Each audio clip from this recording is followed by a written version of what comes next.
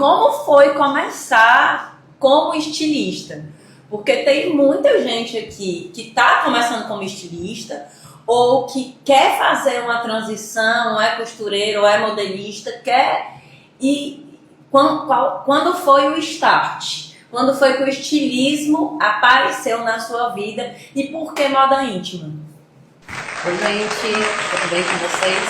Uma honra imensa estar aqui com pessoas incríveis e falar de como tudo começou, para mim, é muito gratificante. Embora eu já tenha pontuado do que eu me visto, mas memórias é algo que para mim também cabe como vestimenta. E eu lembro que eu comecei pequena, numa questão também, não no mesmo contexto, mas familiar também, porque a minha mãe tinha uma pequena fábrica e eu com 9 anos de idade ali eu fazia lacinho, eu observava as costureiras trabalhando, então na ânsia e na necessidade de mão de obra, no olhar eu fui aprendendo a costurar, então tudo começou como costura e nada começou só como formação.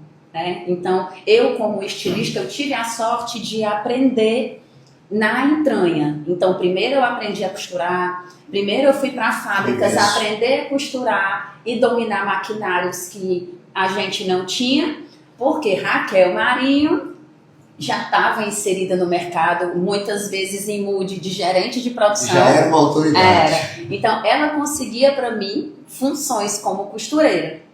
E nas horas de intervalo daquela operação que eu era encarregada de fazer, as costureiras que estavam fazendo os seus consertos me ensinavam operações que eu não sabia.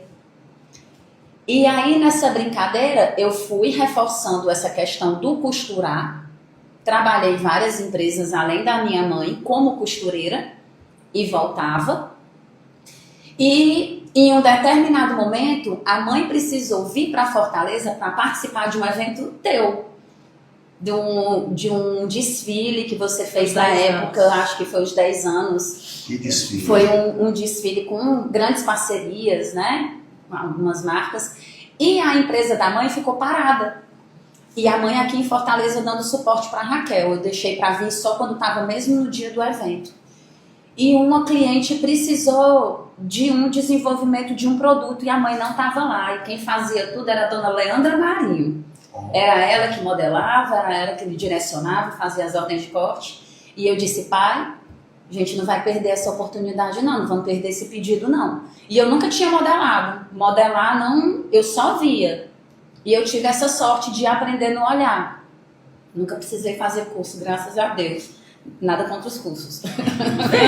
Amo estudar, mas isso vem depois, né? E aí eu fui lá, no olhômetro, tirei a modelagem e o pai levou para a cliente se encantou.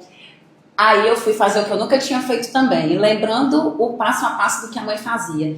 Eu fiz a modelagem, eu fiz a piloto, o pai aprovou, eu fiz o encaixe que eu nunca tinha feito. Para fazer os custos. Para fazer os custos, tudo direitinho. E entregamos o pedido e eu só deixei para avisar a mãe no final. Eu liguei e eu disse, mãe, uma cliente tal, que a senhora já trabalhou, tal. E ela, certo. Eu disse assim, mãe, ela fez um pedido. E a senhora não estava aqui. E eu não queria que a gente perdesse essa oportunidade, mas eu fiquei com medo. Eu tinha insegurança dela não acreditar no potencial que eu tinha. A Raquel já estava mais à frente no mercado e na época eu acho que se tivesse partido a princípio da Raquel, teria, mas eu fiquei com medo, era muito novinha. E aí deu certo e a partir dali a gente continuou trabalhando mais, mas a empresa não resistiu com o passar dos anos. E aí isso era numa cidade de interior, voltei para Fortaleza e a Raquel abriu as portas para mim em uma outra empresa, para eu vir como gerente de produção, a princípio.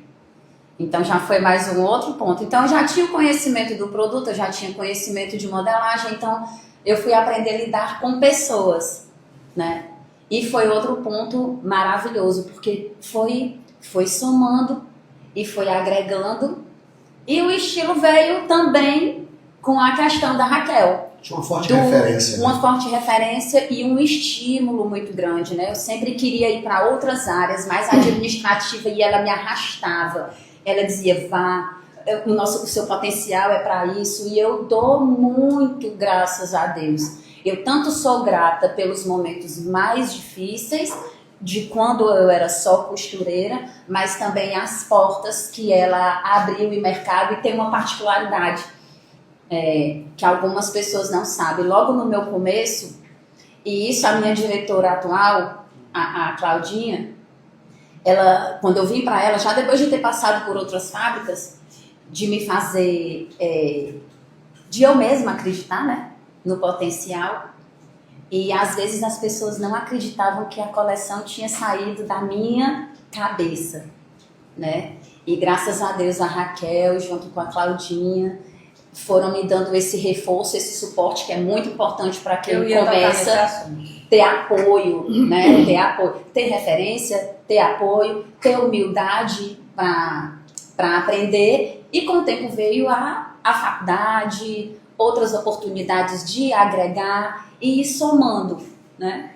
Eu quero trazer, já que você falou na vestimenta de memória, eu quero lembrar uma coisa. Eu não vou citar o nome da fábrica. Teve uma fábrica, quando a Karine saiu dessa função, saiu de uma empresa que ela estava como gerente de produção e acabou fazendo tudo, que ela fazia a gerência da produção, ela criava, ela modelava, ela cuidava do comercial. Demitia, contratava, pagava. E aí, essa fábrica, como algumas, infelizmente, no mercado, naquele segmento, sucumbiu. E eu fiz uma indicação para ela ir para uma empresa. E eu quero tocar num ponto que nós vivemos numa sociedade que a gente precisa fazer duas coisas com constância. Acolher as pessoas, acreditar nas pessoas e indicar as pessoas. Eu sei que a indicação ela é uma responsabilidade muito grande. Mas tem peso, né? Mas ela tem um peso para os dois lados. E a gente, quando eu digo acolher, então, assim, eu sempre acreditei no potencial da Karine, não porque ela era minha irmã. Além de ser minha irmã, eu sempre acreditei no potencial dela, porque eu sempre vi. Né? E a Karine, exemplo, eu tive que desenvolver disciplina. A Karine parece que já nasceu com o chip da disciplina pré-programado. Ela sempre foi assim. Mas onde é que eu tô querendo chegar? Teve uma empresa que eu fiz uma indicação e algumas pessoas que estavam próximo desse diretor, não sei se o Karine lembra disso, colocaram certa dúvida. Ah, mas será que ela é só a irmã da Raquel? E isso foi uma coisa... um fundo de peso muito forte, né? Tinha. Né? Isso é bom, mas ao mesmo tempo é desafiador. Foi uma sombra para ela e foi uma sombra para minha mãe também. Acredito. Porque aí eu cheguei pro diretor e disse o seguinte, olha, é o seguinte, ela é muito boa. E eu vou lhe dizer uma coisa, eu já trabalhei com o senhor 12 anos. O que eu tenho para lhe dizer é o seguinte, eu não tenho como lhe atender. E ela tem como trabalhar bem com o senhor, contrate. Se ela não fizer, eu venho e faço. Mas eu tenho certeza que não vai precisar. Foi exatamente isso. Foi um endosso, né? Eu só precisava endossar o cheque. Porque o cheque dela não era um cheque em branco, era um cheque valioso. Cheque em branco é aquele que você não conhece o valor. Você não sabe se presta, se não presta, se não tem fundo, se não tem fundo. E vamos lá. Que querendo ou não, volta para o início. Para o começo da Jane também, da Estajane. Porque do lado do Claudean foi acreditar e saber que nela existia o potencial. Ele sentiu. Ele endossou. Ele sabia que ia dar certo, né?